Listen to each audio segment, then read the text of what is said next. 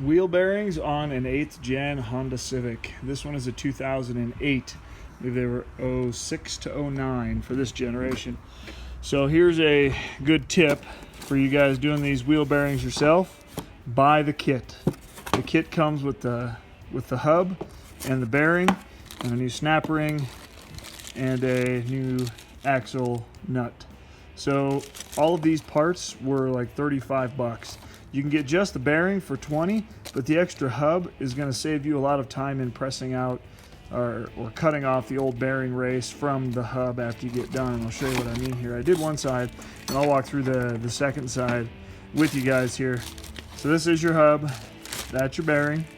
The bearings are a self-contained. You can't just replace the hub and bearing like on some cars. This one is actually pressed into the spindle. Sorry, trying to get out of the box here. All right, so that's your bearing. So the bearing has to be pressed out. Then you got to press the new hub in. If you have these apart, it's the new kit, it's so much easier. Check this out. So this is the other side, and what typically happens when you press the old hub out is that you end up with that old race, and you can see that is the old race right there. So then you have to cut it off and be careful not to nick the hub or damage anything else, and it's just more time wasted. And for an extra 15 bucks, I mean, it's just worth it. But that, you can see all the pitting on that bearing there. That is what a bad bearing looks like. All that stuff there, it should be smooth. You can feel it. A good way to test for this is to jack your car up in the air, put the transmission in neutral, and spin the wheel. And if you feel like grinding, like there's gravel or sand in there, it's a good chance that it's your wheel bearing starting to pit and go bad like that. It just looks nasty. This one had been like this for about a year. A friend of mine decided she wanted to get it fixed, so here we are fixing it. But first course action, jack the car up, get the wheel off, and then we'll dive into it. All right, so after you get the wheel off, put it back on, and I'll show you why. There's a couple things you got to do before you get the wheel off all the way that make it a little easier. So you can see that that's your axle nut, and it's bent over right there in the middle, so you're gonna have to put a screwdriver in there and pry that up. I will see if I can get you a good angle while I do it. It's not terribly awful, and that nut is pretty soft, but I've found that if you use a screwdriver and hammer it in there a little bit, and you can kind of bend it up a little. It's kind of like that. If you don't do this, it will hurt the threads of the axle as you're taking it off, so don't do it. There you go, you can see right there. That should be good. Now what we're gonna do is drop the car so the tire's on the ground so it's not moving. And this just makes it easier getting the axle nut off. That's the only reason. So get yourself a 32 mil socket. See, 32 mil socket. Extension, ratchet, thread on there. And then, get you guys up here so you can see. You get yourself a big old cheater bar. You get on it. There you go. Just like that.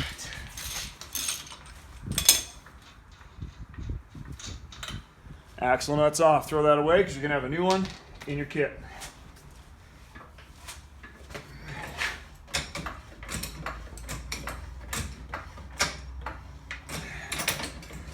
You can see where I've got mine jacked up at right there. It's a good sturdy spot, and I know there's going to be a lot of haters out there, but I am not going to use jack stands because this process shouldn't take too terribly long. Let's make sure that we got the e-brake pulled. Pretty sure I don't, but that'll keep the car from rolling. E-brake up. There we go. Throw a little piece of wood behind the rear tire so we don't get it rolling.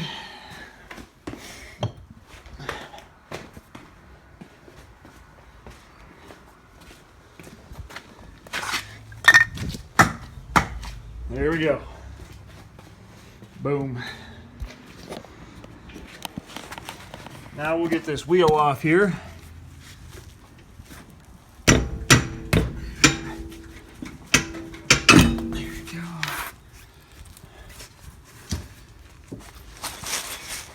All right, so let's talk about this a little bit.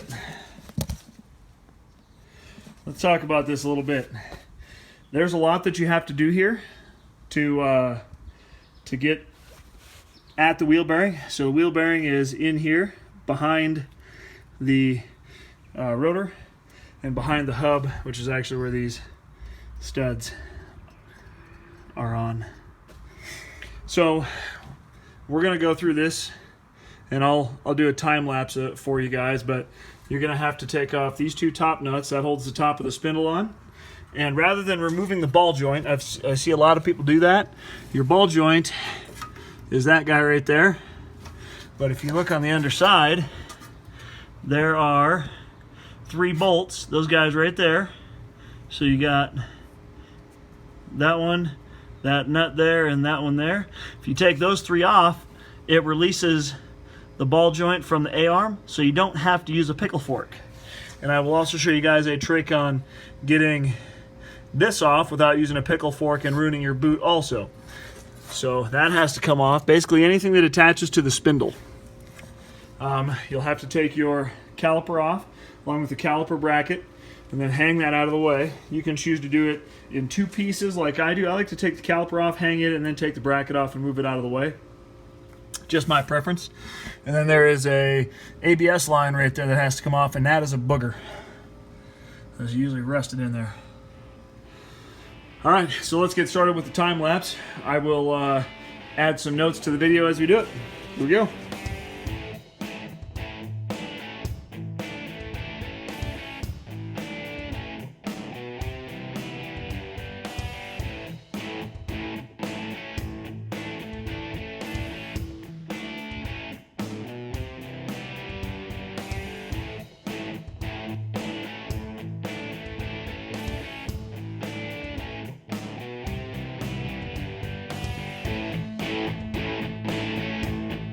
Alright, so we have the lower ball joint mounts. All of those bolts are loose, off actually. So this right here is your tie rod end, and typically it's a bear to get off. So here's what I'm going to show you guys. These cotter pins, the easiest way to get those out is to just break them and then reuse a new one. Don't try to save them. I mean, it's ridiculous. If they don't come out easy, it just doesn't make any sense. Because breaking them, I mean, it's a little aluminum cotter pin and it's a couple of bucks from your local hardware store or parts store, whatever you want to call it. Not worth the hassle of trying to save it. So you get that guy out, then on the back side there's another little niblet of it. Get him out.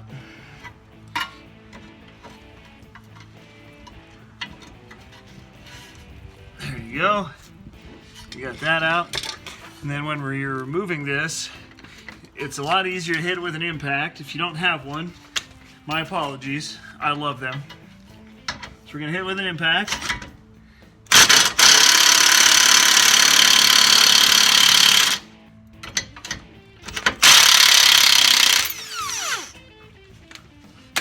Then after you've got the nut off, you're gonna give it a couple of threads on top so it'll easily come off. And if you give it a whack on top, it'll break that loose and you don't have to use a fork to separate it. A lot easier. Nut off, call it good. I like that. All right, now this bolt up top, you can see I've got this top one out, and this one here is just hanging there to hold it. So we'll get that guy out.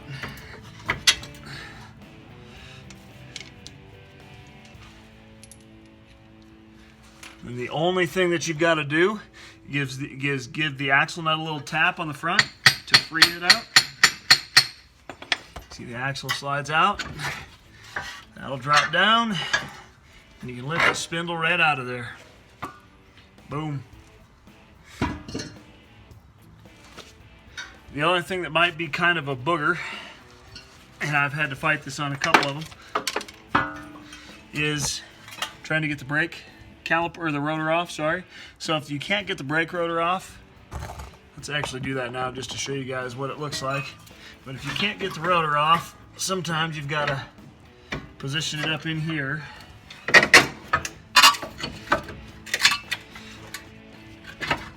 And you'll have to get a bolt through this upper mount just to hold it, not to secure it by any means.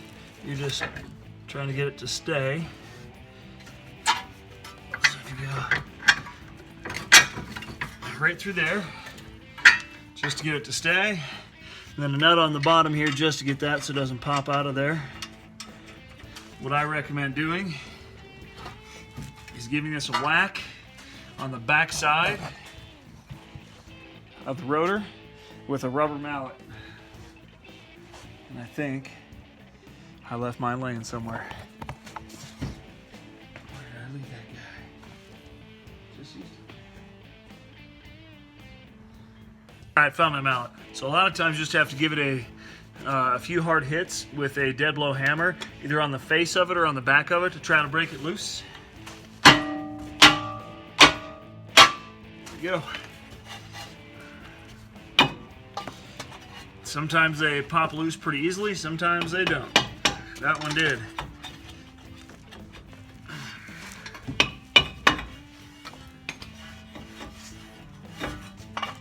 There we go.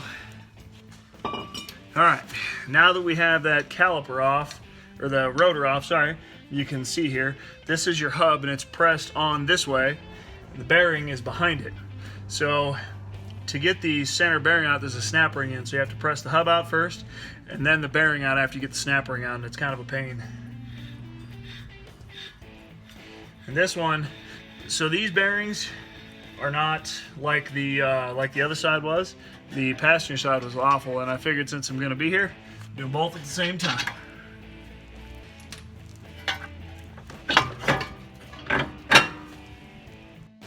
All right, if you are not lucky enough to have a press, I suggest you buy one. This one, I kind of made most of it, but I grabbed some parts from Harbor Freight. So the first thing that you've got to do is press the hub out, right? So the hub is that center piece right there. So you've got to press that out first. And what I typically do is I'll find a socket that fits on there perfect like that. Then I'll just press down on the socket and pop that out. The tricky part is getting enough height so you can pop it out. They do make a bearing press. If you go to your parts store, they make something.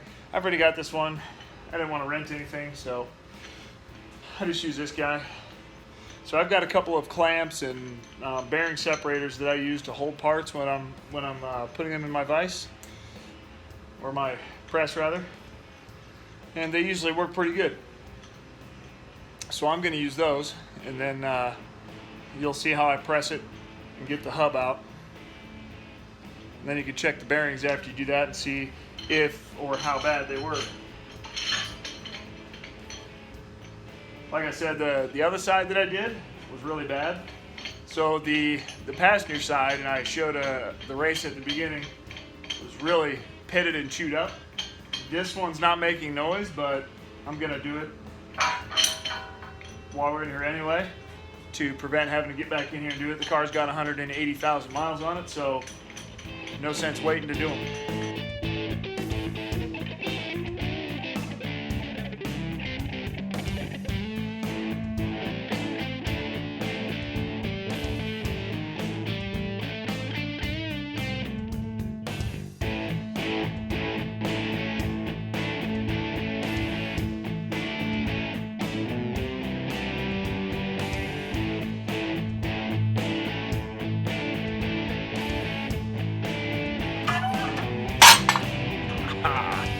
There she goes.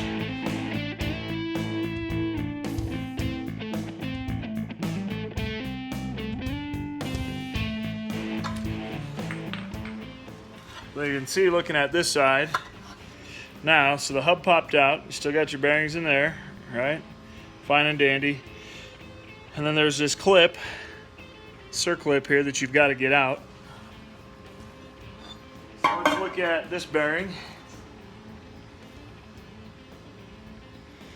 This one looks like it might have actually been replaced at some time. I'm not sure if that's true or not, but it's in pretty good shape. It's not pitted like the other one. I'll show you.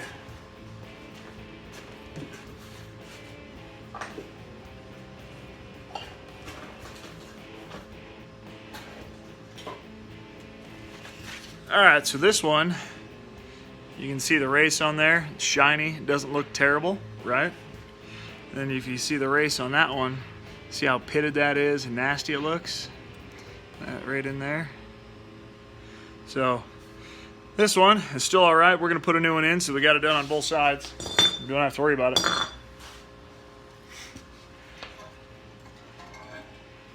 Alright, so after you get the hub out, then you've got to get this clip out so that you can get out the rest of the bearing. And this clip, I will tell you, is a pain in the butt. Alright, so when you're trying to get this pin out, or this clip out, sorry, I have found that if you break it free a little bit with a few taps of a hammer, it goes a little easier. So you can put your screwdriver right on the clip, like I've got it there. See right there on the clip, and give it a few taps of the hammer, and it will actually kind of break free some of the rust. Then it makes it easier to get out.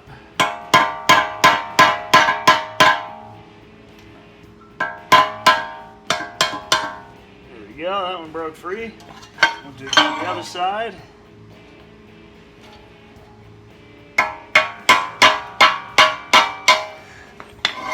Hope I can break that side free as well. That one's going to be the bigger pain in the butt, I fear.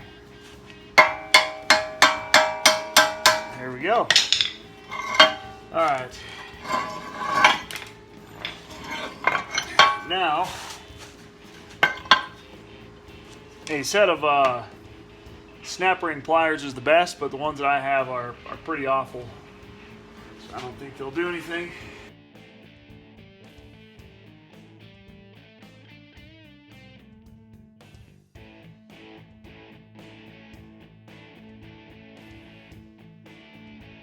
There we go. You can see I got one side popped up. Let me get you guys a closer look. Alright, so I got that one side popped up. It's just a matter of going around, getting it free, just like that. Alright, so now the rest of this bearing has to come out the front. So what I've found is that getting it started with a hammer works really good, and then throw it in the press and finish it off. I'm not sure why, but that's what seemed to work best. So we're going to do that.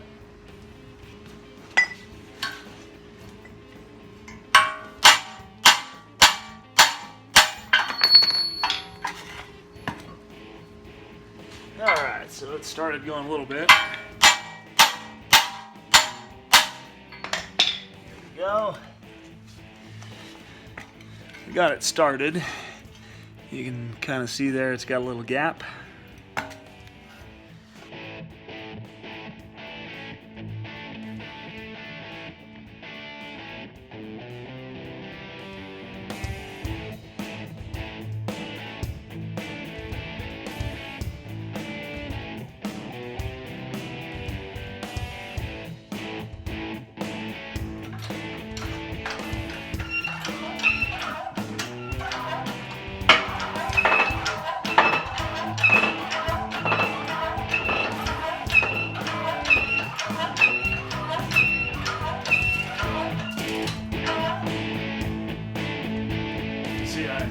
Starting to hit the wood with the bearing a little bit as it's coming out.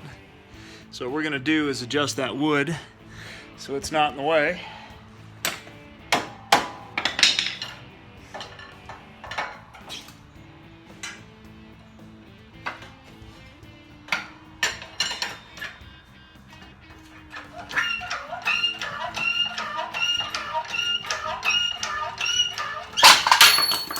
Boom shakalaka. Old bearing. Like I said, this one was in better shape than the other one, but just good assurance. Alrighty. So now we got that piece of it done. You can see we've got nothing in there. Our new bearing is going to have to go in through the front. So what we're going to do is grease that up, and then we are going to start pressing the new bearing in. Just any multi-purpose grease will do. Something so you're not shoving it in dry. You always got to lube it up.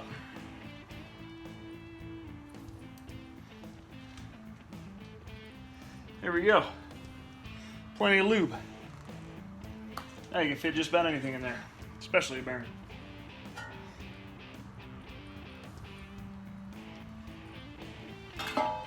We're going to take the new bearing and lube it too. So here's our new kit. We've got our axle nut. We've got a new circlip. We've got a new hub. And we got this. So again, buying the kit that's got the new hub and the new bearing saves you time from cutting that old race off there, because you'd have to cut that off if you want to reuse this hub. The tip there, 15 bucks, it'll save you a lot of time. At least in my opinion. I'm not a big fan of having to mess with old parts. Then if you nick it with your angle grinder, or heck, if you just don't have one. Alright, so we're going to lube up the bearing as well.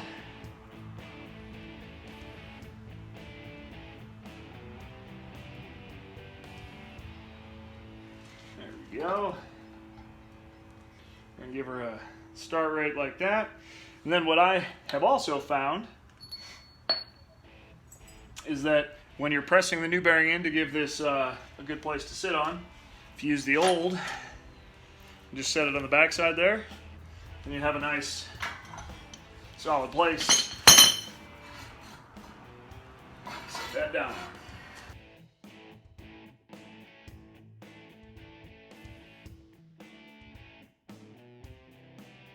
Now the one kicker here is that my press is not exactly what I would call flat.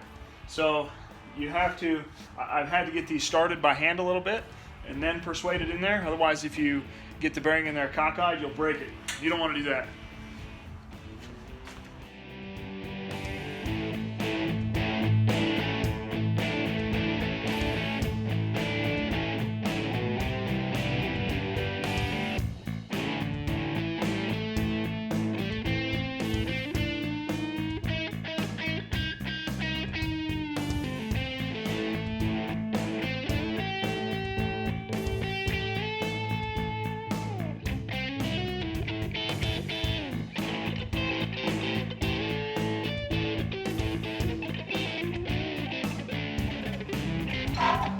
You'll be able to tell once you got it in there far enough, because it won't go anymore.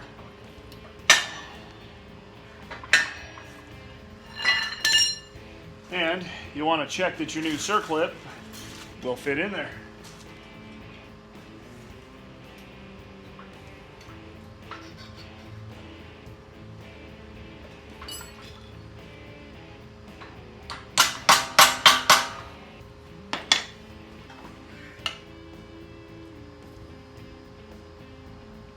Go.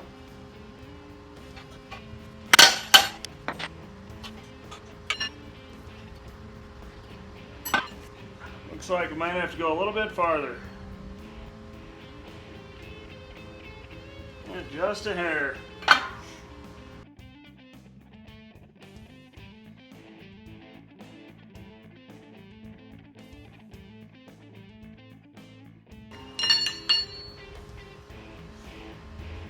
There we go. Now the new circlip goes in a heck of a lot easier because it doesn't have little circles on it. So what I did, just go like that. But if you don't have pliers, you can start one side of it. So I'm gonna get you guys a better view of this. Well, at any rate, if you don't have pliers, you can start one corner of it, and then slowly push the rest of it around and down. Let's see if I can get you guys some of it.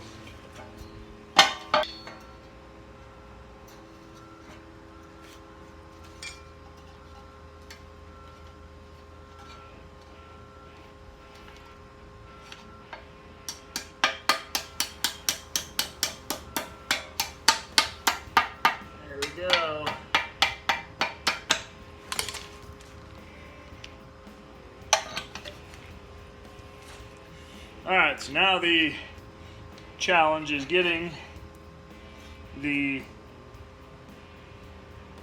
new hub in, and we are going to lube that up just like we did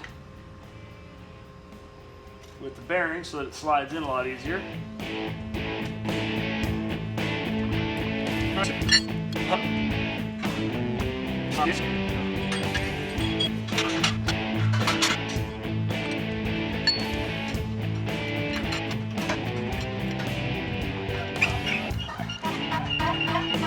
The only thing you've got to be careful of doing it this method, and I'll show you, that you can actually push the back side of the bearings out, and you don't want that. So at some point you've got to change to something like this that will support the whole back side of the bearing.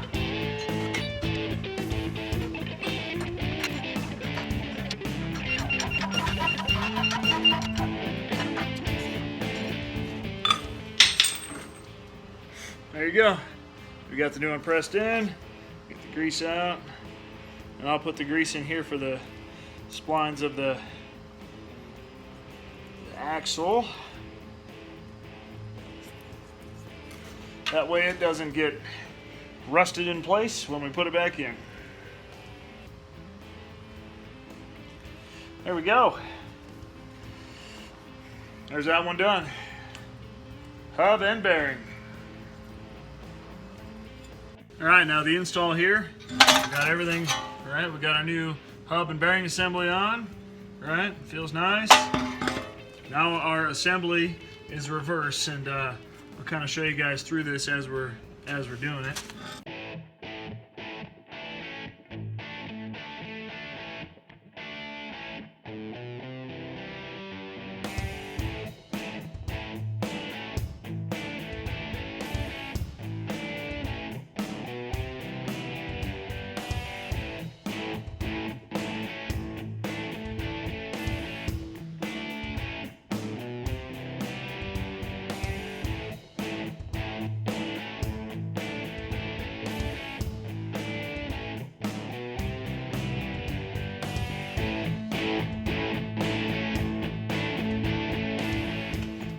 When you put your tie rod end back in, this guy will be fairly easy. Drop it in there, and we'll just need a new cotter pin.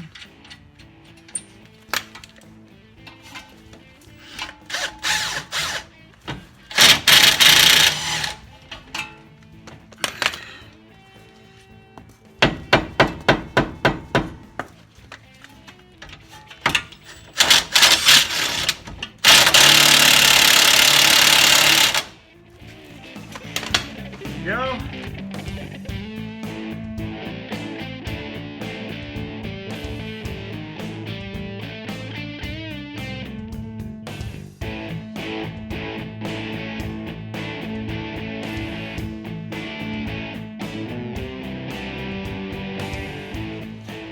And once you do get it tightened down, there's that little dimple that you need to put into it so that it does not decide it wants to come up there.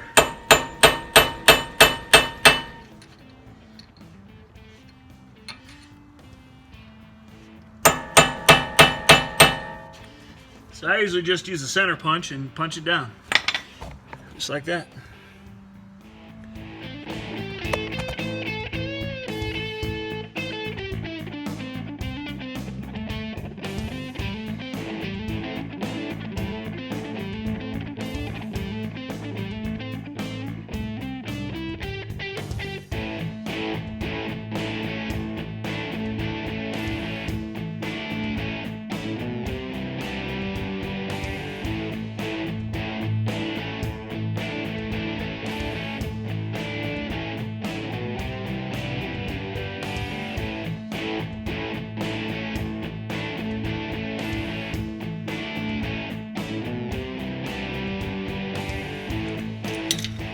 Alright, there we go.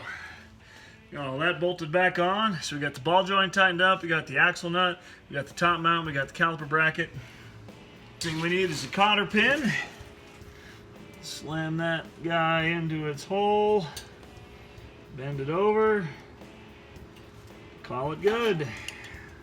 There we go. All right, now we'll straighten it out, get the wheel on. Call it good.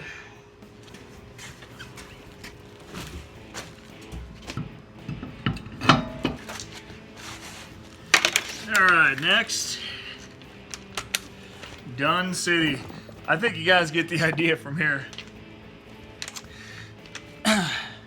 It's a time-consuming process, and there are a couple of other tools that you could rent to make doing the bearing press suit your needs. I like my press. I have it and I don't have to rent one, so that's why I use it. But like I said, there's definitely some other options out there for you, those of you guys who don't have a shop press like I do. If you go to your local parts store, they'll have a bearing press that's got different cups and all kinds of good stuff that'll make this job easy if you don't have the bearing press. Just remember, these are not that tough a job, just time consuming, and you'll save yourself a buttload of money if you do this yourself. Thanks for watching, guys. I appreciate your time. I hope you have a fabulous day like I have. It's been a lot of fun hanging out with you guys. We'll see you on the next video.